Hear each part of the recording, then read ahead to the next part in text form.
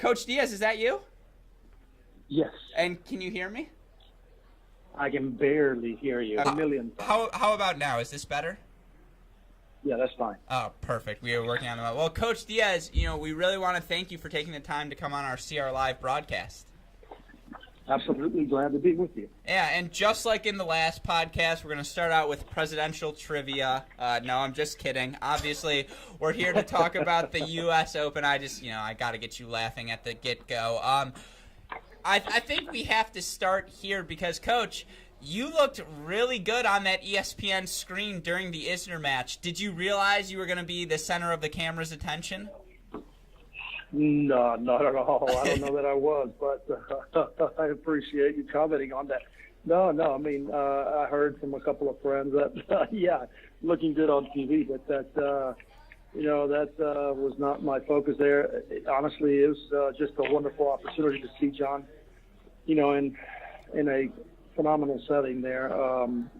Just I'm so proud of him. He's just continued to get better, and just now, just sort of kind of regularly getting to the latter rounds of a Grand Slam is no small feat. Yeah, I could not agree with you more. And, Coach, I want to introduce our other co-host during this interview. It is former University of Louisville player, #1 singles, all ACC. You may have heard of him, Alex Gornett, who, we're so happy to have him. Yeah, I remember well. Mm-hmm. I was going to say, Coach, right. I'm pretty sure if Gornett goes to Georgia, you guys have 4 national titles to now boast of. Well, for the record, he's used that joke twice now. That would have helped. Absolutely. Well, then, Coach, I think the obvious starting question, you talked about getting the chance to go watch your former player, John Isner, play in these Grand Slam events. We touched about this a little bit earlier when you came on the podcast, but just in general, to see a guy like John, to see the Kevin Andersons of the world have success on the Pro Tour, how valuable do you think that is for college tennis as advertisement for making college a viable pathway to the pros? Well, it certainly is a strong, assertion that we can be a pathway to successful pro tennis players. Not only Kevin and John, but just so many others now moving up in the rankings and having done well for a while now. So I don't think there's so many good coaches now involved in college tennis. The emphasis athletic directors are putting on our sport, for the most part, just great facilities, great support staff, and weight training and nutrition and and everything else that goes along, sports psychology. There's so many things in place for these guys that along with, with great coaches, I think that it certainly ensures that, kids that have a big dream of playing pro tennis have everything they need at their hands. Couldn't agree with you more, Coach. Especially, us at the Cracked Rackets team, we are all about promoting college tennis. And it's definitely it is a viable pathway. I think especially for a lot of players, they think that you either have to go pro or go to college, but that's not the case anymore as the level in college tennis has risen recently. And we have people like your former player, John Isner, who are doing amazing things out there. And to follow up with you about Isner, so you dropped a tweet earlier this morning following the Serena match that there better be no coaching signals sent out in today's men's final. So we want to get your take. we want to get your take. I was going to say, this is how you know Gornett's a former player, not a full-time commentator, because the segue there would have been, well, Coach, you talk about the importance of coaching. We saw coaching go wrong yesterday against Serena. It's true. Gruskin has some better moves than me in the commentating business. But do you think on-court coaching needs to be implemented at the pro level all out? Are you a fan of that? Obviously, they allowed in college. Do you think we'll ever see the transition to the Pro Tour, allowing coaches to either come out on court or coach from the box throughout the match? Well, the women are already doing some kind of coaching at the set break in some events. Apparently the wrong title, right, Coach? As we saw yesterday, not the right title. No. Look, everybody, honestly, I have to be honest. I mean, everybody knows that coaching goes on all the time. It's like, everybody knows that, the speed limit is 65 and everybody's going 75, and you're going to get caught every now and then. So, the consequences. And again, a warning for coaching is the first code violation, I guess you'd say. Yeah, it's not that big a deal if all you're getting is a warning. So I think that what happened yesterday was just, just unfortunately, just a loss of, this control of your, your emotion. The player just took that maybe a step too far, and whether the umpire, a chair umpire, should have maybe given a soft warning before she coded for the third time. That'll be argued for a while, I guess, but.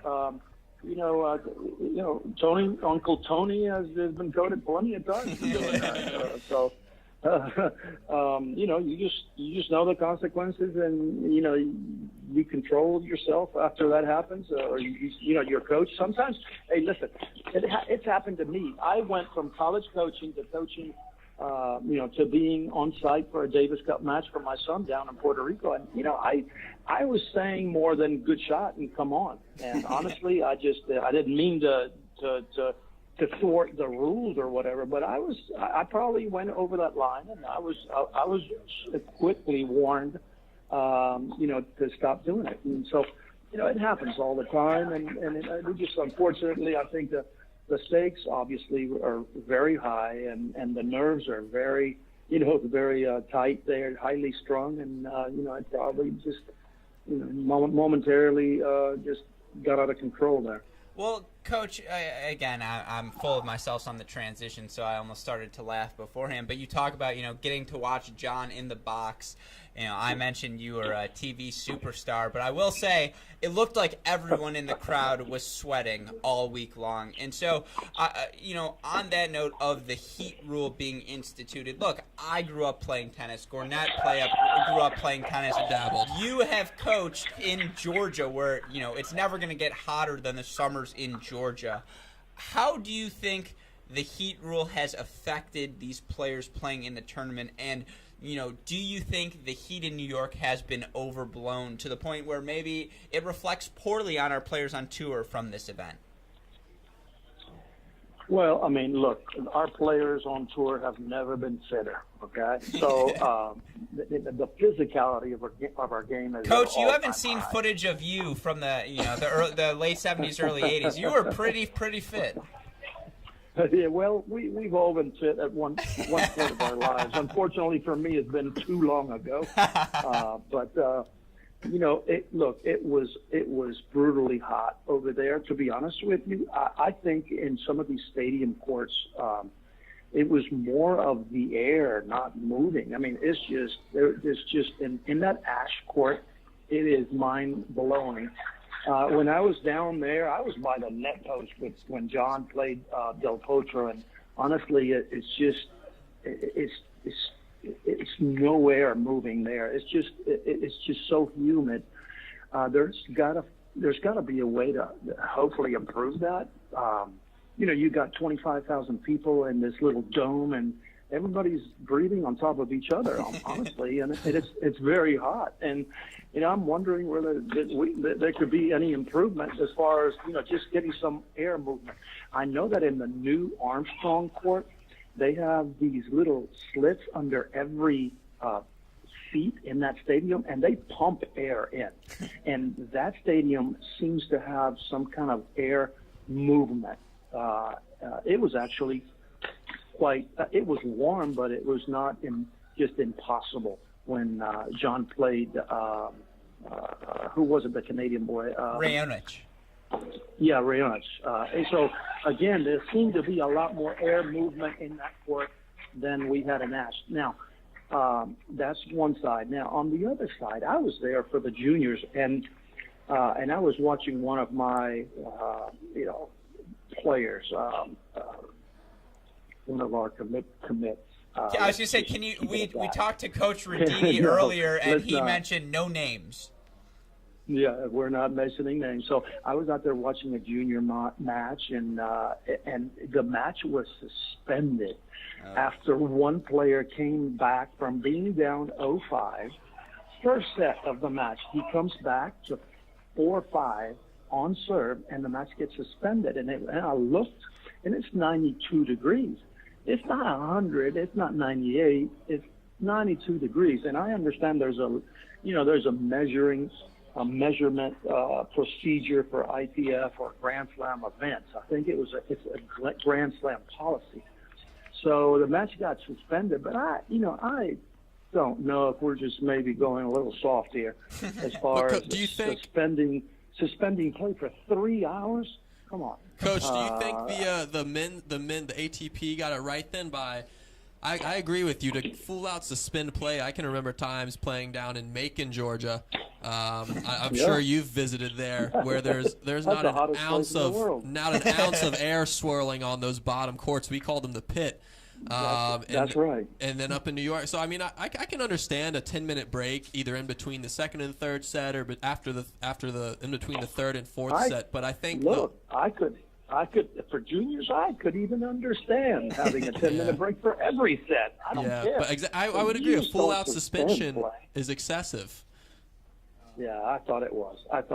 I completely agree with that. I'll say this, having watched for the first time in my life, I think it was Chorich in his match against Del Potro. I've never seen Federer that sweaty before in his life, but these guys are dripping all over the court.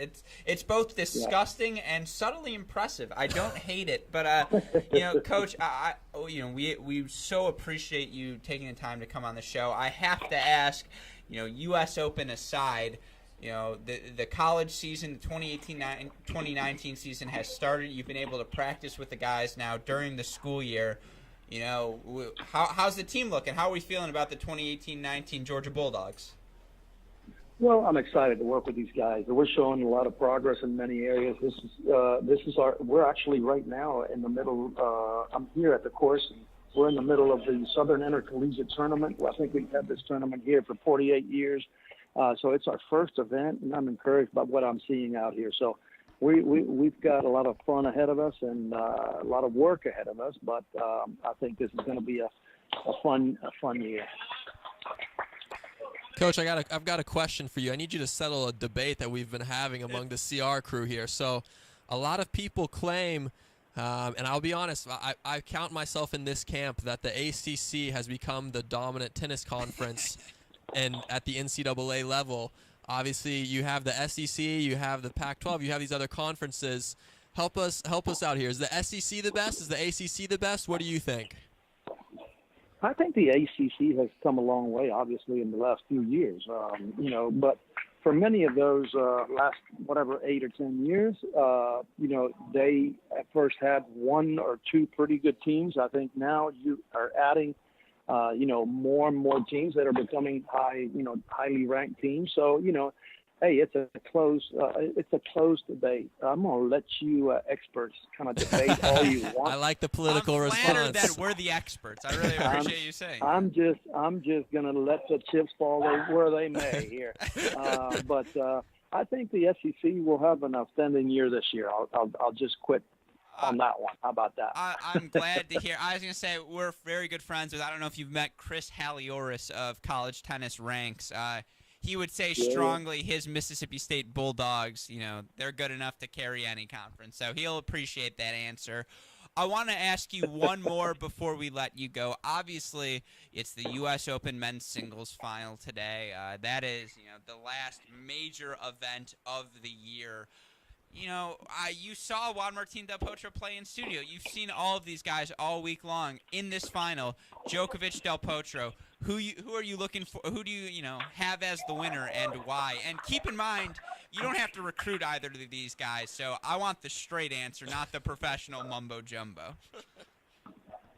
No, if I have to pick one, and I'll start by saying either player can win, is capable of winning this final. I'd have to go with the Joker, only because his defense to me is almost impenetrable. He's back to his old form, even though his second serve is somewhat attackable at 82 miles an hour.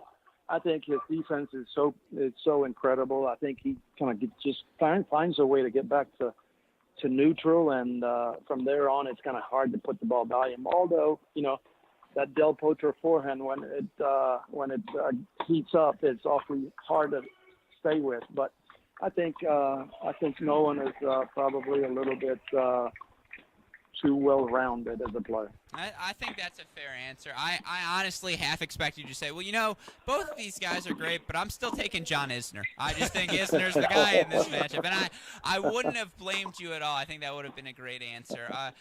Coach, again, we so appreciate you taking the time to call into our show. Obviously, we will be glued to the Georgia Bulldogs all season long, and you have a hall pass. Anytime you want to come on a Cracked Interview show, just call in, and we would be happy to have you. It's hard to turn a Cracked Rackets interview down only because of the Cracked Racket name. I mean, you guys have got the name. No, all right. I was going to say, well, Coach, considering we're the experts, I guess you'll want our advice from here on in. So, again, you have me on speed dial. You know who to call. I got your number. Yeah, absolutely. Well, again, Coach, thank you so much. We really appreciate you taking the time to come on, and we'll be sure to talk to you soon. Sure thing. Yeah, Glad to be with you. Bye. Bye. And that was our interview with Georgia men's tennis head coach Manny Diaz. Gornett, he's a character. I really like him. I would like to. We need to get some. If we could get a panel of coaches on in the future, I think we could have a show. We could have a 24-hour coverage. The long time, the interview we're chasing. All due respect to every other coach, we so appreciate them coming on, but I don't think me and Brian Bolin should be allowed to interview together because I will talk to him for a solid 5.5 hours about all of the Virginia years. I mean, it's embarrassing to say, but I know everything, and so that would be my dream interview, other than CeCe Bellis for other reasons, has got to be, Brian Boland. I would love that opportunity. I think it would be so fun. But yeah, so right now, Djokovic on serve up 3-2, 15-all in this game. We haven't gotten to see much, but still, is this the start you expected from both of these guys? Yeah, pretty smooth. Del Potro had a little love 30 opening. Early on, Djokovic recovered, but I think give it a few more games, and we'll start seeing some break points, and that's when we'll start to heat up. Let's hope so. Another thing we will be seeing soon, our next guest. But before we do that, we're going to have to take a quick commercial break. So again, be sure to stick around. We've got hours of coverage ahead of you, so just keep our feet open, and we will be right back with CR Live.